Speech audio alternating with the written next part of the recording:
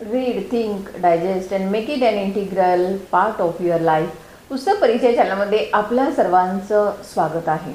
आज मी एका वेगळ्या पुस्तकाचा परिचय करून देणार आहे, जे पुस्तक विद्यार्थ्यांना खूप उपयुक्त आहे आणि खरोखर प्रत्येक विद्यार्थ्यांनी, वयात आलेल्या प्रत्येक विद्यार्थ्यांनी हे पुस्तक वाचायला हवं.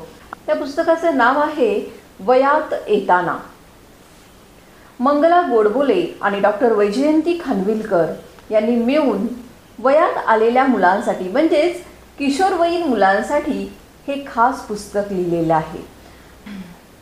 राजहंस प्रकाशननी हे प्रकाशित केलेलं आहे आणि पुस्तकाची किंमत 180 रुपये आहे आणि एकूण 128 पानं या पुस्तकामध्ये आहेत. ज्यावेळी मुलं वयात येतात त्यावेळी त्यांना अनेक समस्यांना सामोरं जावं लागतं आणि त्याचबरोबर ज्यावेळी मुलं वयात येतात त्यावेळी आई वडिलांच्या सुद्धा पोटामध्ये गोळा येतो की आत्तापर्यंत आपलं सगळं ऐकणारं आपलं मूल आता आपलं काहीच ऐकत नाही. याची चिंता पालकांना वाटायला लागते आणि याचं मूळ कारण जे असतं ते म्हणजे त्याच्या शरीरामध्ये होणारे बदल.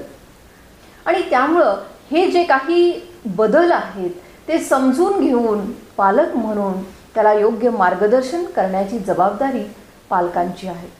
आपण जर त्याला योग्य मार्गदर्शन केलं नाही, वेळ दिला नाही तर मुलांचा मार्ग चुकण्याची शक्यता असते. एका बाजूला करिअर करण्याचं हे वय तर दुसऱ्या बाजूला हे शारीरिक आकर्षण, जे याच्या मधोमध आपल्याला बॅलन्स करता येणं, यामध्ये विद्यार्थी उभा असतो.